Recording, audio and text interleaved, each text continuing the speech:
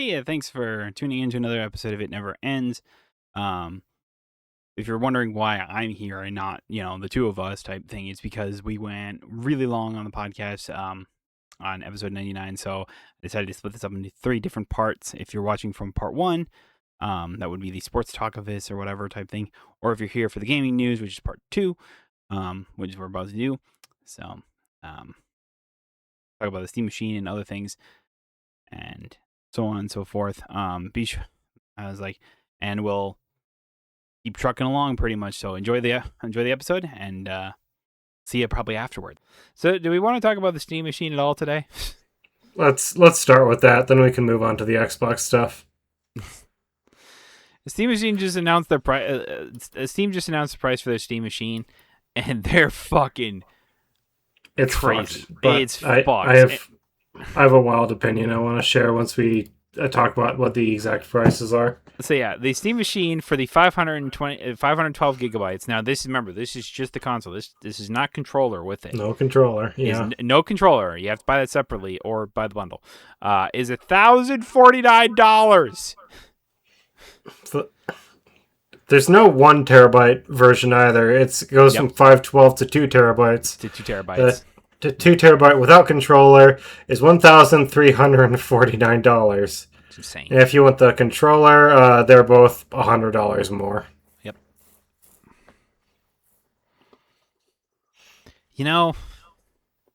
I feel like a lot of people that were potentially interested in the Steam Machine are now not interested in the Steam Machine. Fucking blame AI. Really, if RAM prices weren't egregious right now, they would not be this pricey for sure. I prey on the death of AI because we actually did find out recently what the price would be if it wasn't for the global chip shortage and what AI is doing to the tech industry. Oh yeah, what's that? I didn't hear that. It would have been $750, which is not great. That's way better than this, though. It's definitely very pricey. But yeah, that's $300 right there. That difference, which is pretty big difference. Here's my theory now, too. Like, I agree. This is. We'll talk about it later. Do you think?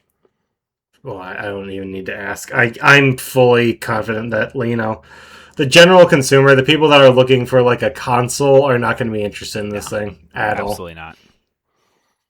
It's like you joking me? It's like there's no fucking way that anyone's like, oh, like it's why I said at the top of this, I was like, anyone that was interested in the Steam Machine, there's no fucking way. They like unless you really have a lot of disposable income, which I don't know who the fuck you are, but yeah, I was like, what this machine no one's gonna buy it for that price. What this machine had to be designed for was for people that wanted the, Steam PC experience as a console. That's basically what the big appeal to this was. And it was an appealing concept. At the same time, people that are, families especially, which I feel like this should have been going for, aren't going to pay almost $1,500 for the package. And I know the justification, they're lower tiers. Here's the thing. 512 gigabytes for a console like this is not enough. No. It's never going to be enough. And there's no 1 terabyte option. Installing games, reinstalling games, and it's just like, you just want to do that. And so you're going to have to opt for the 2 terabyte option. And if you don't have a controller with it, it's like, well, you can just get a PlayStation or an Xbox controller. It would work. Which, granted, I think if it was at least an Xbox controller, I know it would work.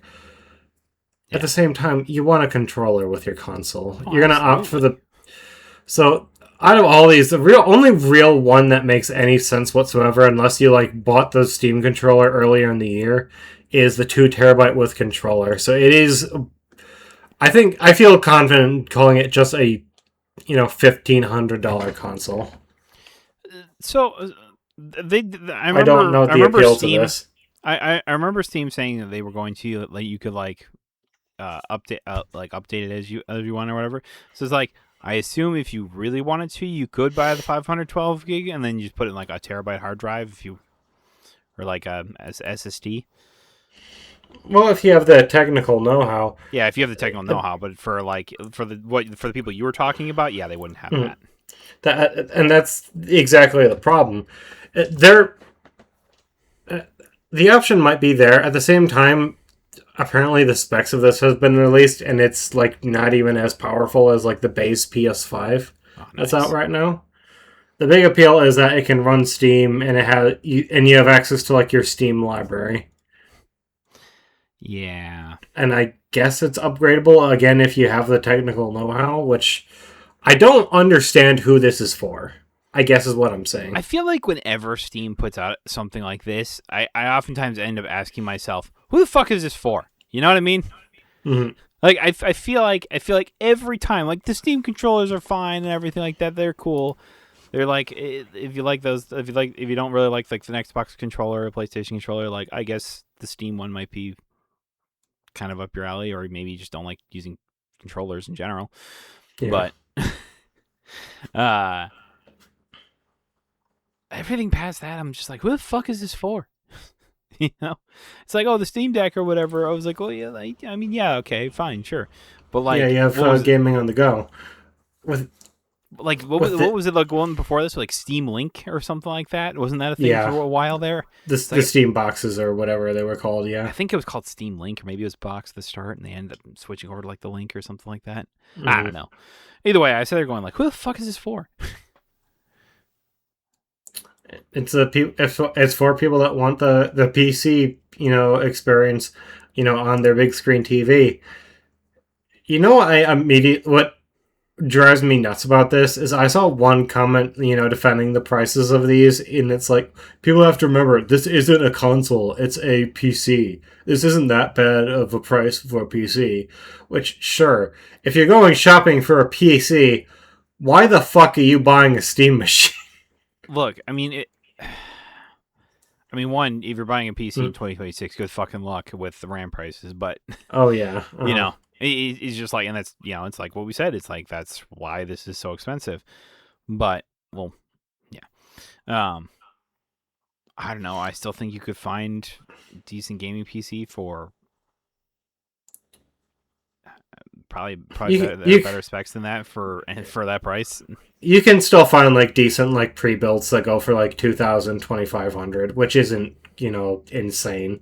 For like, I think the ones I was looking at had like 5060s and 5070s in them. God damn. So it's not terrible. Like, what is a good 5060 PC? Just off the cuff. There are ones on here for like $1,200 to $1,400. So a pre-built that's about, as powerful as the Steam machine, more powerful than the Steam machine for the same price.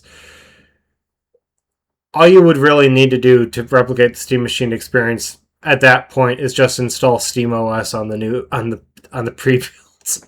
Yep. And there you go. You have a Steam machine. I don't know, man. I don't get it. Yep, I'm the same way. I think it would have been like a cool or a fun novelty if it had like a more affordable price point. Like if the 2 terabyte model, with controller was like $750, and you could get ones for like $400 or so if you didn't want all the bells and whistles. You could get just like the base 512 one for like $400, and it's like, that's a cool little thing, I guess. It would feel like an interesting niche, but with prices like this, it's like, you gotta be willing to go all in on this thing, and I just don't see the reason in that. Yeah, I don't see it either.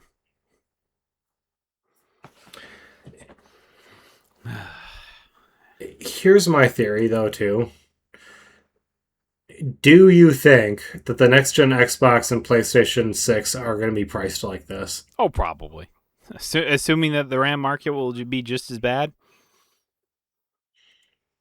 I think they said earlier in the year that they plan on announcing the consoles next year, and then sometime in 2028 is when they're going to come out, is what I think the plan is for the next gen consoles, which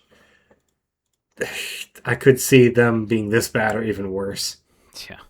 which is crazy. How Yep. are like average households, like families, supposed to afford shit like this? I don't know. I don't know, dude. Something's got to give. Gaming is getting too fucking expensive for. I wouldn't say like you or me are poor.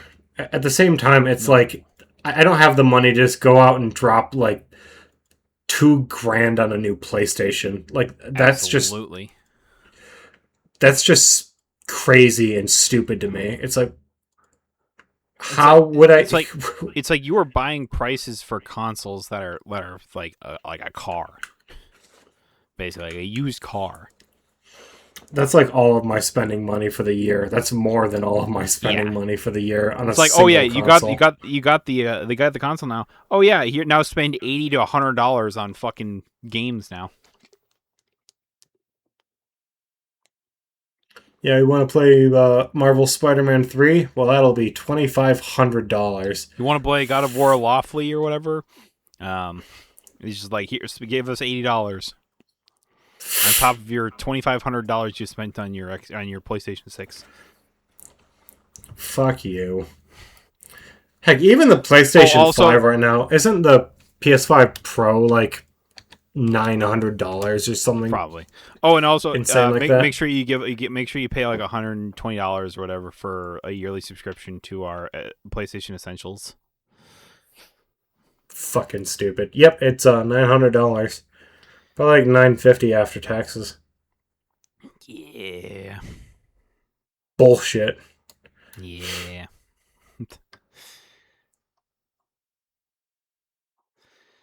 Yeah, no.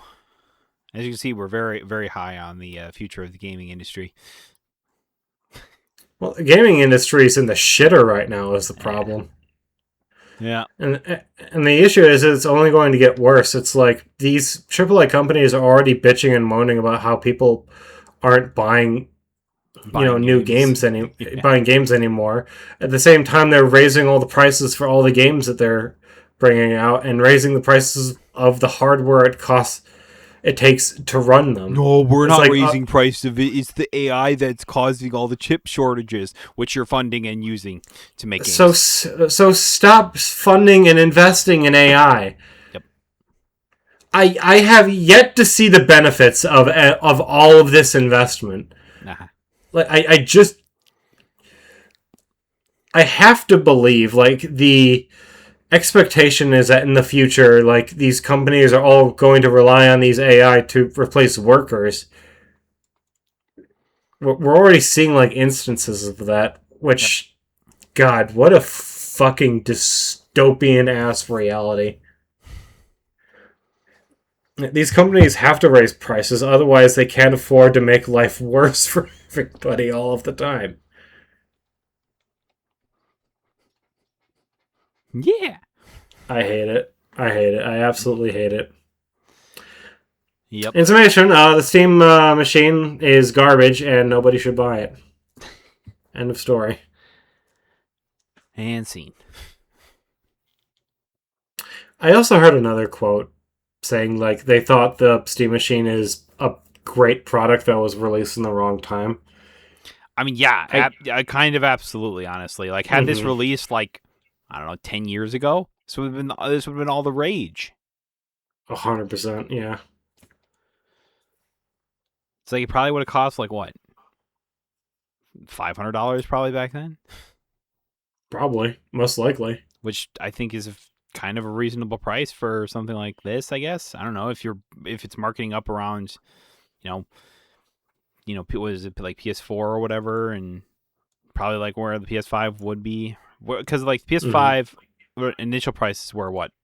They were $550 and $500, or were they $450 and $500?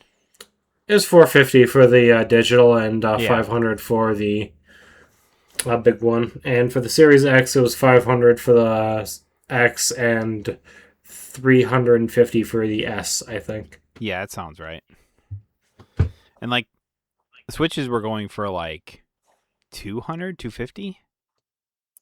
I think they were more expensive than that. I think they were still that was the Lite, wasn't it? That was like $300 for the normal Switch, wasn't it? Yeah, 350, I think, for like the Yeah, regular Switch. yeah. It was like the Switch Lights. I think were like 250 originally. God, I remember when I thought that was expensive. Yeah.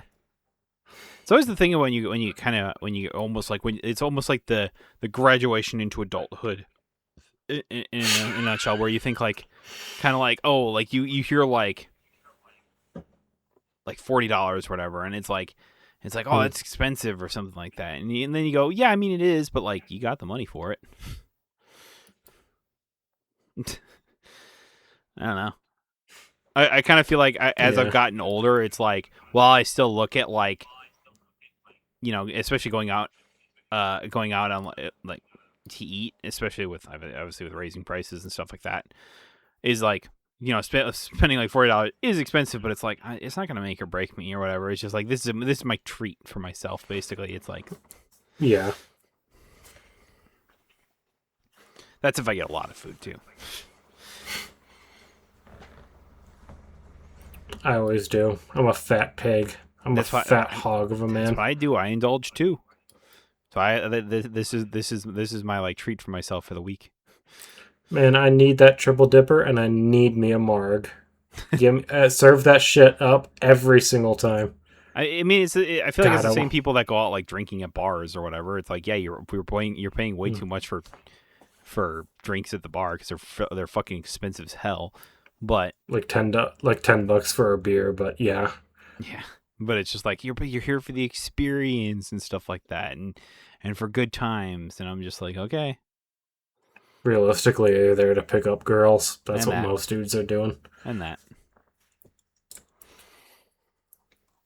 I We haven't need done to it. go to I Chili's again haven't sometime done that in soon. years. I can't remember the last time I I'm was at try- a bar to drink and try and pick up girls. That has to be easily 10 years ago, or like at least 8. That's for damn sure.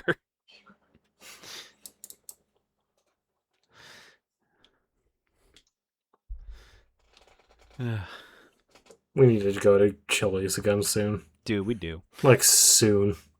We need to bring Robin so she can dip her fry into the into the ranch and just suck off the ranch from the fry.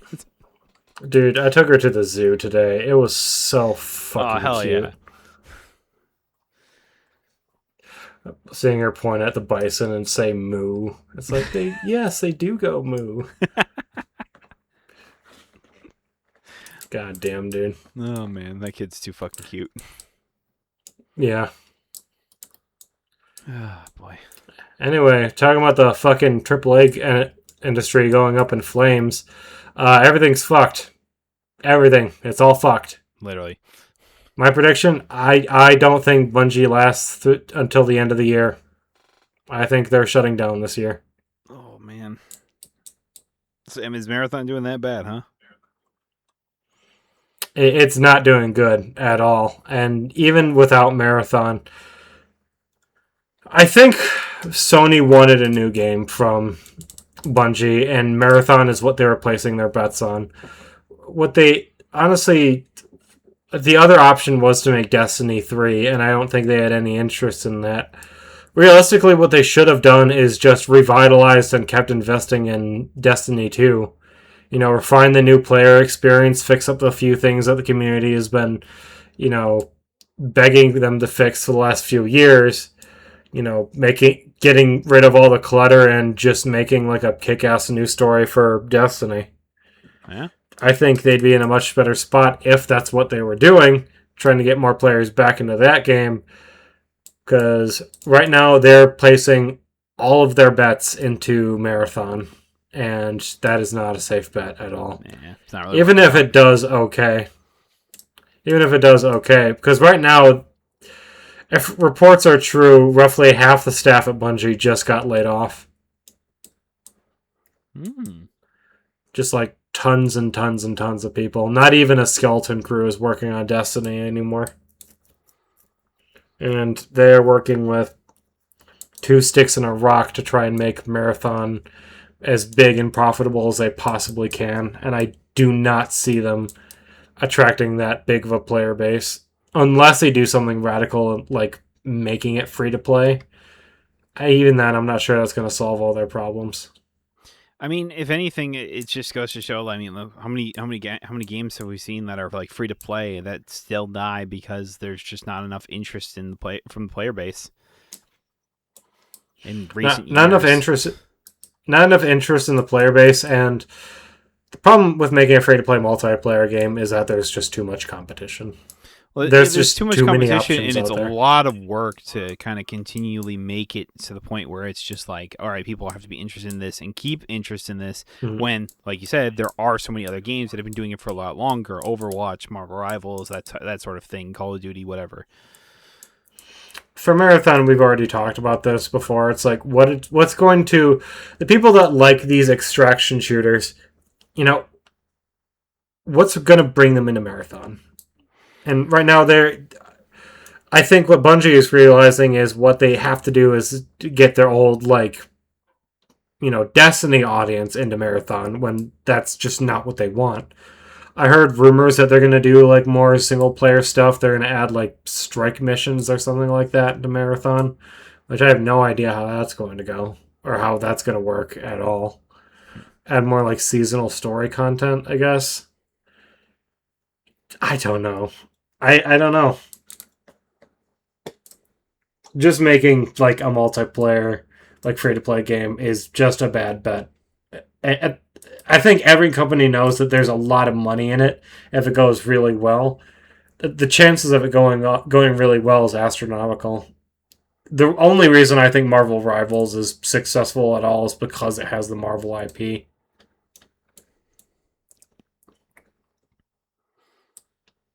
Yeah.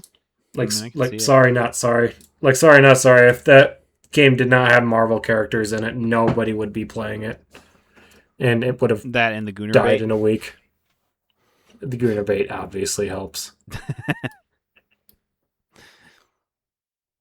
I don't play Marvel Rivals all that much anymore. I play mostly Overwatch. Every time Emma Frost gets a new skin, though, it's like, whew. Maybe I can play for... I can finish in about 2 hours.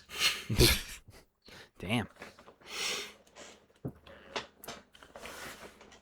Dude, ain't nobody saying no to Emma Frost. Absolutely nobody. Sorry. That and they just added Cyclops, and he sucks. But that's a whole different conversation.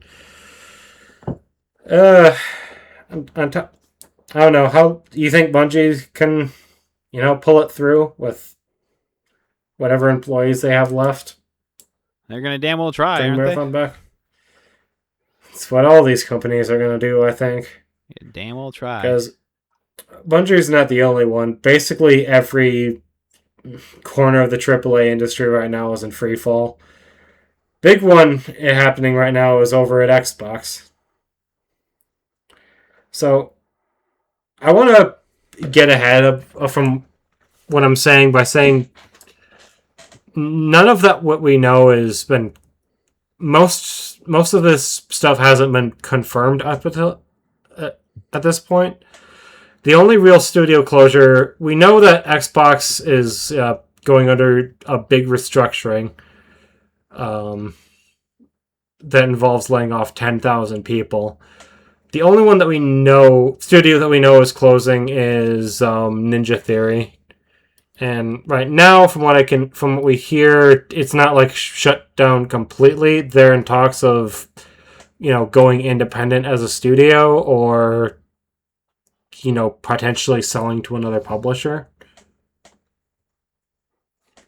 Okay.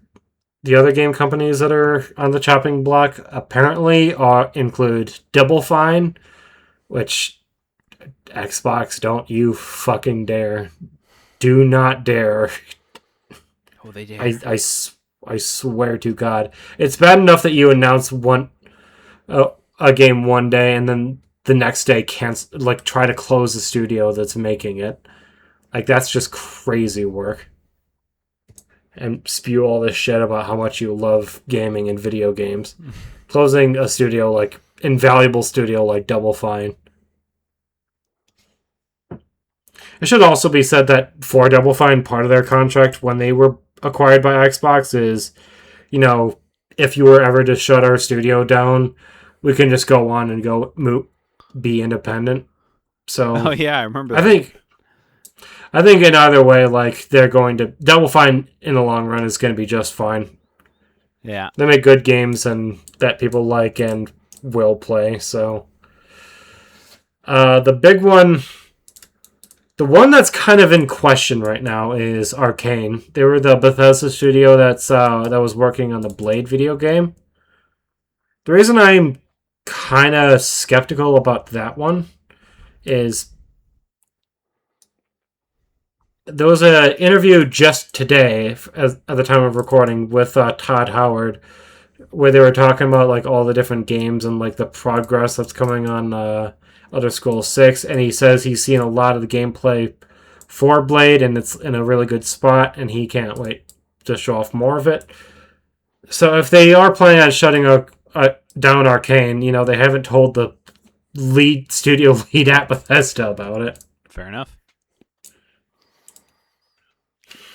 Yeah, it's definitely an odd one if that's the case. I mean, wouldn't be surprising, I guess, necessarily, but also kind of sounds it may mean like it may just mean like a lot of these studios are shrinking by a lot. Either shrinking or just like they haven't gotten the memo because of a lack of communication. It goes both ways on that. Yeah. Double Fine is another one where we don't know if Xbox wants to or is going to be closing them. As far as we know, they haven't told them anything. Yep. The big restructuring that's going down, funnily enough, Halo Studios isn't really... it hasn't been touched at all, from what I hear. Which is crazy. To their credit, they have a lot of projects they're working on. Yeah. They're about to ship the CE remake. Apparently, they're going to do remakes of Halo 2 and 3. Plus, they're working on the Halo, like, independent Halo multiplayer game. And I think the next entry in the series is also in the works over there. So, at least 3... They're working on at least 3 games that we know of right now. Aside from that, Asha Shawarma, in an attempt to really make Xbox more affordable, is really... So the thing I like about Phil Spencer is that he invested, even with all the many mistakes that he made over at Xbox. He did a lot to fund and, you know, promote more indie games on the Xbox ecosystem. Asha Shawarma is just going scorched earth on everything. Basically, if you're not working like on a big AAA game, you don't have a job anymore. It's all big ones. Like at Bethesda, it's like if you're not working on a Fallout or Elder Scrolls game right now, you basically don't have a job. And she's trying to ramp up, you know, progress on basically every major Xbox release. She wants, according to her, she's anticipating Elder Scrolls 6 to come out within the next 2 years. Crazy. Which is quite the lofty goal. Considering every report we've ever heard about Elder Scrolls 6 or every rumor we've heard from Elder Scrolls 6 to this point is that, like, yeah, we really jumped the gun on that. We really shouldn't have done that. Development has been very slow, if fucking anything. Well, that was leading up to the release of Starfield. After that game came out, I know they put a lot more focus on the Elder Scrolls. I would damn well hope so. At the same time, 2 years is crazy. I'm guessing they're putting like all of their, like every person at Bethesda every person at Bethesda's got to be working on that game. Then it's like the last studio that I know of that is at risk is one that hurts me quite deeply, which is Obsidian. I'm hoping at the very least, like they are. like they just go on a studio downsizing, and as opposed to just closing the entire studio. 'Cause goddamn, they have so many, good talented people over there. And of all the studios at Xbox, they've been the only one like consistently releasing games throughout this last generation. They've released 2 Grounded games. We got Outer Worlds 2, we got Avowed. We got that other one that they put out. So it's at least, like 4 or 5 games they put out in the last 6 or so years. Considering that there's a lot of them that you don't ever, it's like that. I feel like haven't put out a game in 5+ years. If anything, Asha, can you just have them, I don't know, start work on the next Fallout or something like that? New Vegas 2, something like that. That's, big AAA notable name from Xbox. So what do you think about all this? I mean, it's definitely it makes you really wonder of like, oh, how much money do they really make on indie titles? Probably not a lot, but it was a way to diversify and make the Game Pass more worth it. Whereas Asha seems like, oh, we're gonna just put our money into the titles that we know will sell and do well, pretty much, and make us money.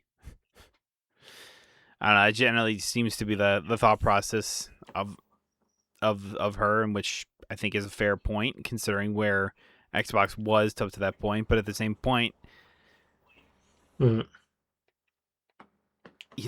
just cutting all these different studios is not good as well.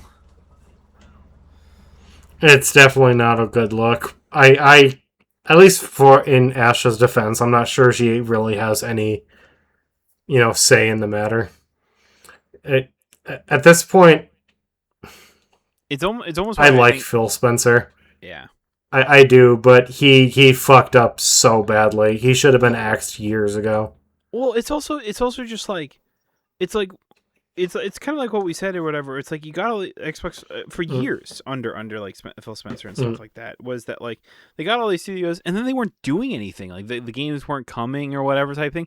I think the idea was that games would come from these studios like pretty consistently, or at least somewhat consistently, to the point where it was, and they would make enough money in that time to warrant having them around type thing.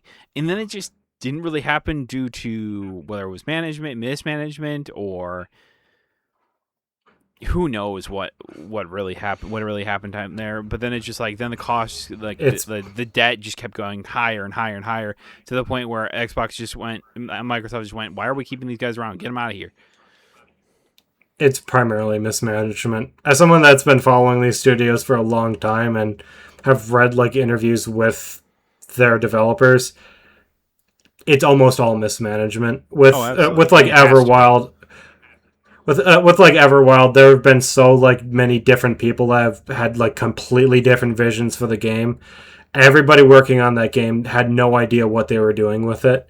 Same thing with State of Decay 3. Basically, for years and years and years, there was no consistent vision for that game, and nobody knew what they were supposed to be working towards. So there was just no project being made. And Xbox needed somebody to come in and hold their feet to the flames and be like, let's get going, make this. What's the project going on, this game we're investing in? I can appreciate that they wanted to give these studios freedom, but they need to be working on stuff. Exactly. It's like you do need to like, hey, we do need a game like soon, so we can justify you guys like still being here type thing, rather than just eating money consistently type thing. And to the point and so that way when Microsoft comes poking around going like, hey, why have we lost all this money from this one studio or whatever type thing, we should just get rid of them if they're not going to do anything for us. And they go, yeah, that's kind of what we were trying to avoid, like, I get the idea of all these studios and buying up all these studios. Like, the idea was good, it just wasn't executed. Like it's like saying that like Netflix has like, would it say like, all of a sudden they started buying up all these like movie studios or something like that, and then they just never made movies or whatever type thing. It's like, yeah, they obviously wouldn't keep them around. The big one is, I might actually have a lot of people angry about me for what I'm about to say. Another studio I completely forgot to mention that got shut down recently, it's already been shuttered, is Compulsion Games. The only game that and all the time that they were on their Xbox that they released was South of Midnight. Their last game before that was We Happy Few, that came out in 2016. Apparently, the dev time for South of Midnight was 8 to 9 years. Which, don't get me wrong, I love South of Midnight. It should not have taken that long to make that video game. The fact that apparently this took like more investment than like it cost more to make South of Midnight than it did to like games like God of War Ragnarok or like Marvel's Spider-Man. And that just does not show in the final product. I love Compulsion, and I think it's a studio filled with tons of talented, amazing people. And I think in a world where they're finally under some, better or stricter management, they really are going to have the opportunity to shine. The problem is when you have a loss, that big, it's hard to blame Xbox for what happened.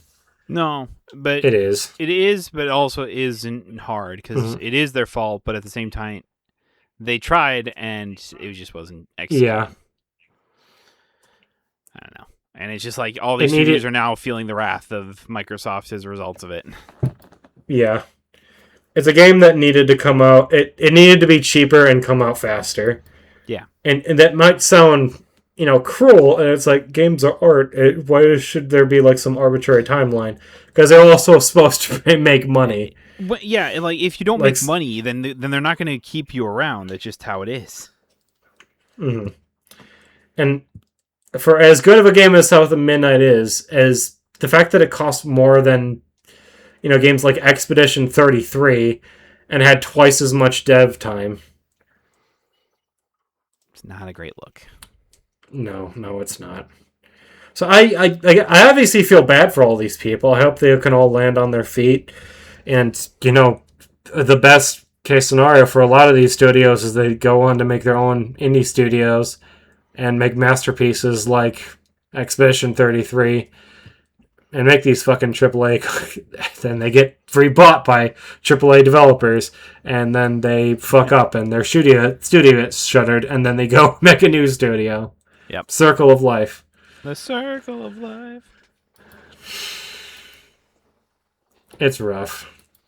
Yeah. Yep. When we made that joke yesterday, I'm like, yeah, it's probably true. I think that's where I got it from, actually. Yeah. Yeah, that's sorry. That was kind of like the thing I kept saying. Sorry, I kind of stole that from you. That's good though. The other thing, apparently, the reason Alsha is going like so hard on all this is Microsoft is considering either selling Xbox or spinning them off as an independent company, sort of like what they got for companies like LinkedIn or GitHub, which are very, successful companies. It's clearly it's wild, but it's clear that Microsoft does not want Xbox to be a loss leader anymore. It's a division they need to be profitable now. And I want to say, a lot of people are just reporting it like Xbox is spinning Xbox off, or Microsoft is spinning Xbox off, or they're selling the platform, all this other stuff. Nothing's been confirmed yet. This is just a possibility. All speculation. Clearly, what Asha is doing right now is, I'm sure there's some arbitrary deadline that we just don't know about, that she is trying to make the appropriate changes in that amount of time. To show like Microsoft, like, no, we are being profitable, we are doing stuff or whatever type thing. Like, don't get rid of us or whatever. like a solid game plan going. Yeah. Yeah. Like, it's just like, yeah, okay, the profits aren't there, but we feel very confident in this type thing, blah, blah, blah, Give like a presentation. This is what we have coming. This is, this is what we expect to make on everything. And this is our pipeline moving forward. This is why you should keep investing in this. Absolutely. It's like just like that. Yep. And I don't know, man. I don't know. The way the games industry is going is fucked. Fucked beyond belief. Yeah, and don't worry. GTA 6 is right around the corner just to fuck it all up.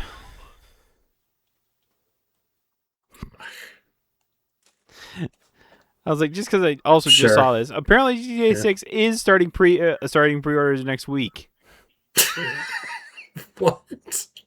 I was curious if you saw this or not, because I literally just saw this. It is apparently a thing that when they announced the cover art for GTA 6, unless this is clearly if this is not the actual Rockstar thing, which I'm like, which would be pretty crazy, from their Twitter page that says that pre-orders for GTA 6 begin on June 25th in digital storefronts and other select retails.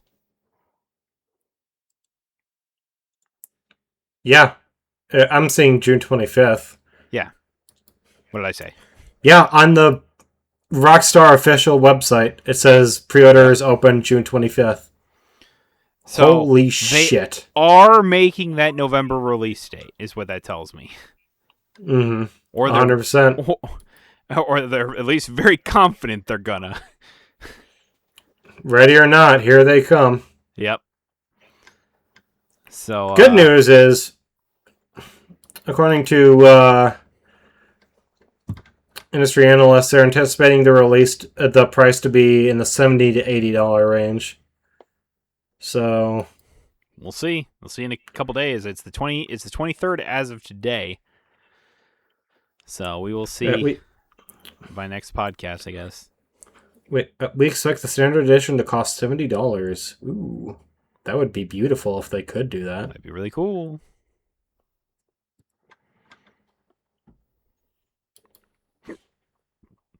So what do you think? Are you gonna pre-order GTA 6? No, fuck no. Oh. I don't even know if I bought GTA 5. I don't think I did. I played through GTA 5 like 1.5 times. The most overrated fucking game in existence. Like, sorry, not sorry. That game is like okay as fuck. I do not get the level of hype these games get. I just do not understand it at all. Yeah. I don't know. That's just me though. Like, yeah. I'm obviously in the minority there.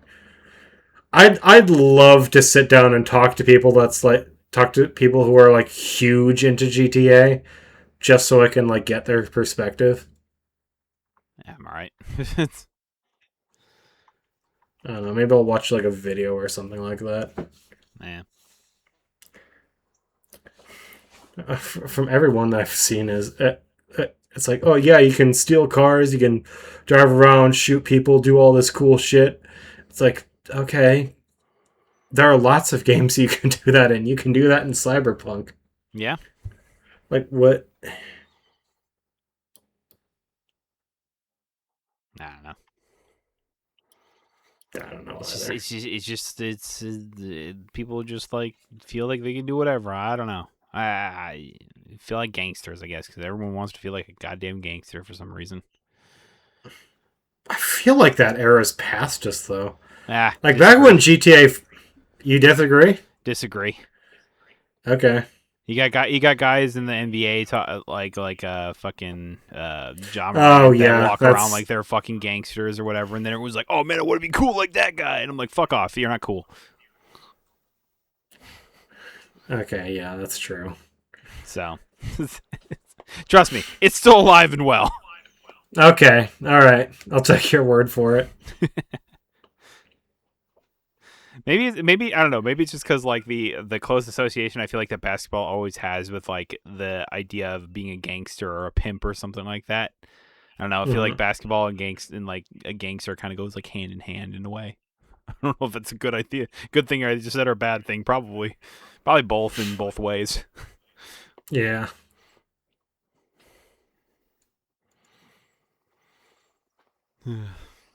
I don't know. I'm out of touch with something like that. I'm a Yeah, weird nerd that likes playing indie games with confusing names exactly. when he's not working. It's like I'm not obviously not the target audience for stuff like that. Oh yeah, One of my me most neither. anticipated One of my most anticipated games for the year was called The Wide Open Sky is Running Out of Catfish. You think I'm into gangster culture? Like, come on now. Look, Alex, pimping ain't easy. Sure. Before we close out, there's one more thing I read about that I feel like is not getting enough headlines. I Okay. found interesting. In terms of AI invading the AAA business, PlayStation is apparently going hard on it. It from Sony themselves, they released this thing called "How AI Evolves the PlayStation Experience." As AI lowers barriers to creation and increase the volume and diversity of content, the PlayStation platform and studios are expected to remain critical in delivering high quality experiences to help players discover the right content in an increasingly crowded landscape. AI powered tools are automating repetitive workflows and improving productivity. AI is driving efficiency, personalization, and customer value. While continued investments in AI and machine learning are expected to push visual fidelity toward and deliver higher quality player experiences.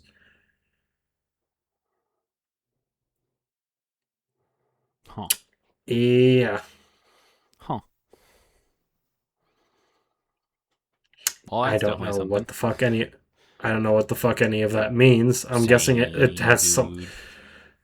I'm guessing it has something to do with that idea that they had about recently about surge pricing. They may actually eventually be looking to finally add that to their PlayStation stores. Oh yeah, who could Or forget there about that? or that idea where while playing video games you can have video game characters having AI generated podcasts in the corner talking about gaming news. Alex, how do you know we're not AI generated? How do you know we're not in the Matrix? AI would probably be better at this than I am.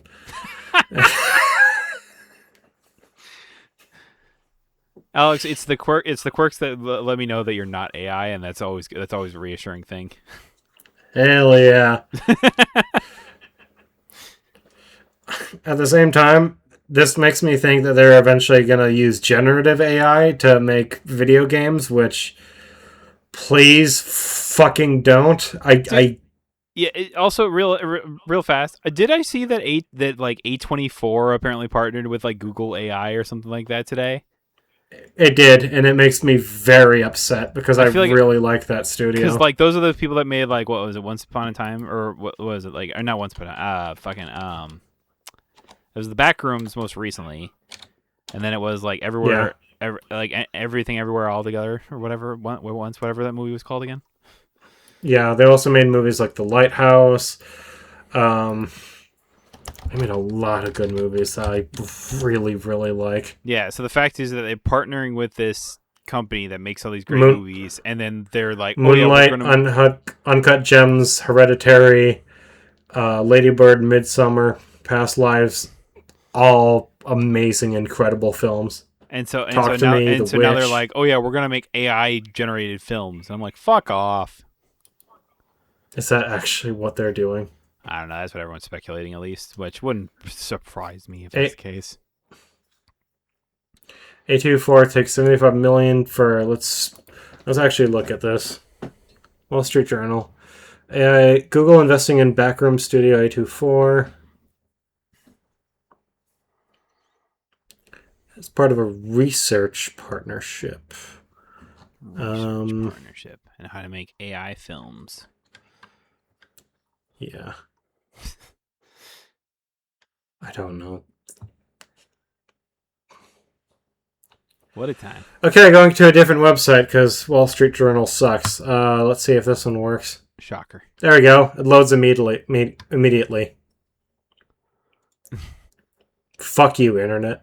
Let's see. Fuck you, Google AI. We don't like you anyway. To develop new technologies to assist filmmakers, the deal does not give Google access to A24's archive or data. What does any of this mean then? What the fuck does that saying? mean? For example, the partnership creates a deep research and development collaboration, span multiple projects over time, help artists develop new workflows and techniques, ensures tools of the future are shaped by the creators who use them. I don't think the creators want to use those tools. No, I is would the argue issue. that they probably don't want to do that. Won't look anything like the prompted generation type of AI that people feel uncomfortable with. Lies. Then what are you investing in then? Exactly. Presumably AI stuff will be behind the scenes, avoiding the uncanny valley sheen that defines AI generated slop. Dabbled with some of this, well, famously in The Brutalist. Okay.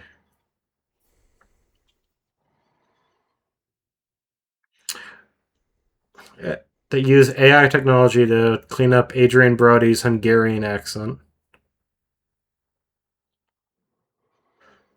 They can use AI to develop storyboards? That seems like a horrible idea.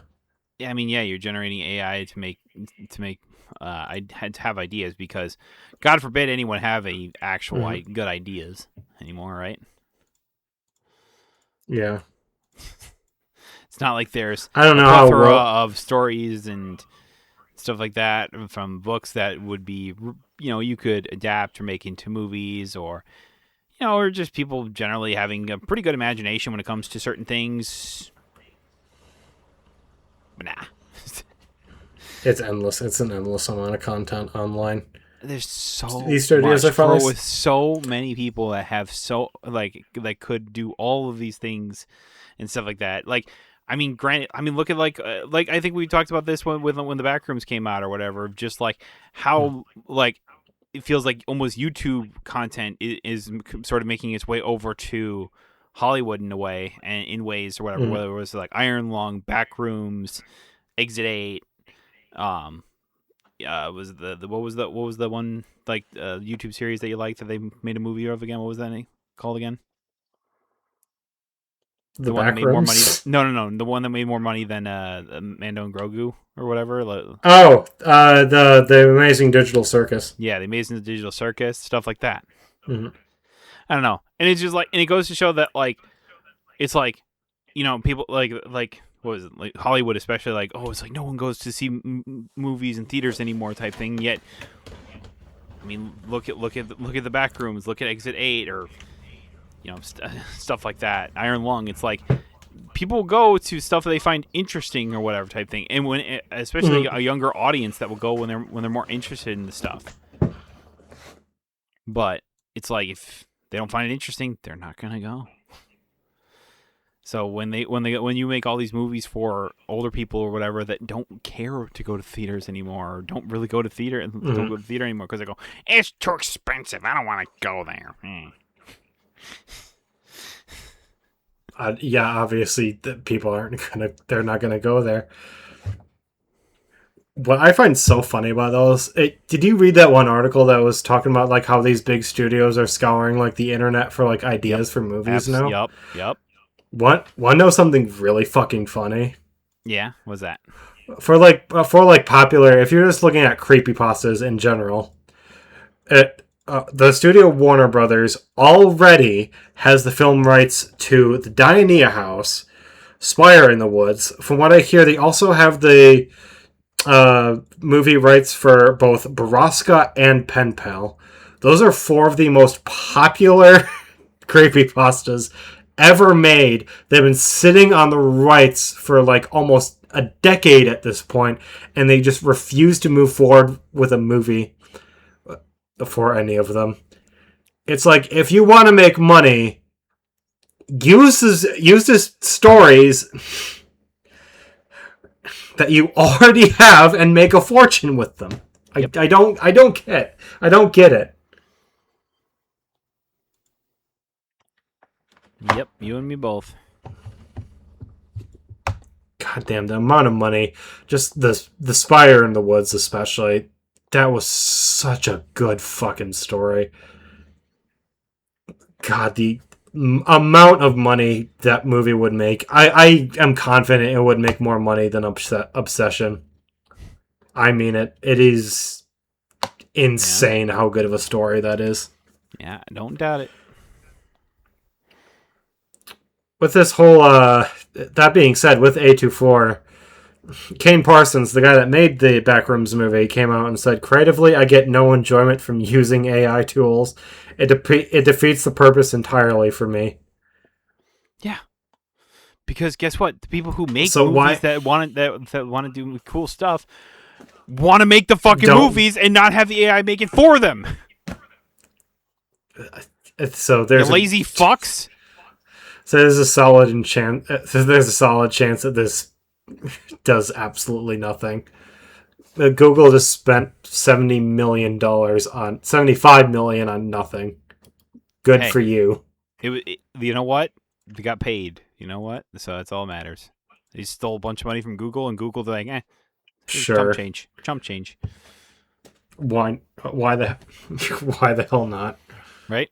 So anyway, moral of the story, kids: AI fucking sucks ass. Yeah. Everything sucks, and we're all gonna die someday. Wait till our AI overlords rise up and take over the world and everything like that, and we realize that we've already been placed in the Matrix. Yep, love it. Love to see it. Shit. Maybe that's what happens when you die. You wake up from the Matrix, and then you just get replugged back in.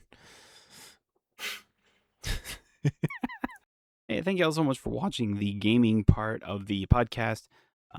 Be sure to like and subscribe to the It Never Ends podcast, and be sure to tune into the final part of this episode 99, which is I think TCGs and everything like that. I've yet to record it, but if I remember correctly, it was TCGs. And if you're hearing some of this or whatever, we are catching up. I am a little behind and stuff like that. There have been some stuff that have gone on, GTA, PlayStation, everything like that. Be sure to tune into episode 100 if you're interested in hearing some more gaming talk, because we're gonna have a lot of it in soonish, hopefully. I've not had the opportunity to really sit down and be able to edit some podcasts, so yeah. Anyway, thank y'all so much for watching, and we will see you all next week. Be sure to subscribe to the It Never Ends podcast and or YouTube channel, wherever it is you're watching this. And we will see you all next time for episode 100. Bye.